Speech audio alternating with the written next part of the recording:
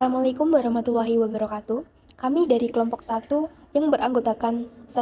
Helma Khairunisa dengan NIM akhir 65, 2. RR Nurjana Lina Rahmawati dengan NIM akhir 66, 3. Dea Amelia Putri dengan NIM akhir 74, 4. Apide Rauf dengan NIM akhir 75, dan 5. Syalaisha Umnia Fatihah dengan NIM akhir 76. Pendahuluan. Biologi merupakan ilmu sains yang mempelajari makhluk hidup. Apa yang mendefinisikan biologi sebagai sains? 1. Objek kajian berupa benda konkret dan dapat ditangkap dengan indera. Kedua, dikembangkan berdasarkan pengalaman empiris atau pengalaman nyata. 3. Memiliki langkah-langkah sistematis yang bersifat baku. 4. Menggunakan cara berpikir logis yang bersifat deduktif, artinya berpikir dengan menarik kesimpulan dari hal-hal yang khusus menjadi ketentuan yang berlaku umum. 5. Hasilnya bersifat objektif atau apa adanya, terhindar dari kepentingan pelaku subjektif. 6. Hasil berupa hukum-hukum yang berlaku umum dimanapun diberlakukan. Yang selanjutnya adalah asumsi dasar dalam sains. Terdapat sebab spesifik untuk setiap peristiwa alami berulang yang teramati di dunia ini. Kemudian, sebab untuk setiap kejadian di alam dapat diidentifikasi. Terdapat aturan atau prinsip umum yang dapat digunakan untuk menggambarkan apa yang terjadi di alam.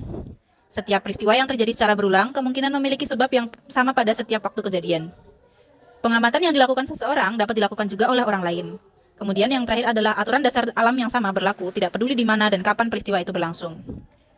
Selanjutnya adalah hubungan sebab akibat. Ilmuwan membedakan antara dua atau lebih situasi atau peristiwa yang sekedar berkolerasi saja atau terjadi bersama-sama dengan yang saling berkolerasi dan menunjukkan hubungan sebab akibat. Contohnya yaitu, ketika otot lelah, produksi asam laktat meningkat tetapi lelahnya otot bukan disebabkan oleh meningkatnya asam laktat. Hal itu menunjukkan ikatan sekedar terjadi bersama-sama atau hanya sekedar berkolerasi saja. Kemudian, setelah makan, kadar glukosa darah meningkat. Hal itu menunjukkan adanya hubungan sebab akibat yang saling berkolerasi. Bagaimana ilmuwan berpikir? Yang pertama, berpikir deduktif, yaitu menggunakan prinsip-prinsip umum untuk menjelaskan fenomena spesifik. Yang kedua, berpikir induktif, atau menemukan prinsip-prinsip umum dari hasil pengamatan terhadap fenomena spesifik. Ruang lingkup biologi. Organisasi kehidupan terbagi tiga. Yang pertama, level seluler, level organisme, dan level populasi. Level seluler terbagi menjadi 5. Yang pertama, atom, molekul, mikromolekul, organel, dan sel. Sedangkan level organisme ada 3, jaringan, organ, sistem organ. Level populasi dibagi menjadi 3, yaitu populasi, komunitas, dan ekosistem. Populasi adalah sekelompok organisme dari spesies yang sama yang hidup di suatu daerah tertentu dalam waktu yang sama pula. Misal, 2 ekor kupu-kupu pada sebuah taman bunga disebut sebagai populasi. Namun, jika 2 ekor kupu-kupu dari spesies yang sama tinggal di 2 taman bunga yang berbeda, maka keduanya bukanlah satu populasi. Adapun contoh lain, yaitu seperti populasi manusia di Pulau Jawa, populasi rumput liar di savana, dan populasi orangutan di Kalimantan. 2. Komunitas. Komunitas adalah kumpulan dari beberapa populasi spesies yang berbeda. Contohnya, sekumpulan kupu-kupu di taman merupakan suatu komunitas jika terdiri atas spesies kupu-kupu yang berbeda.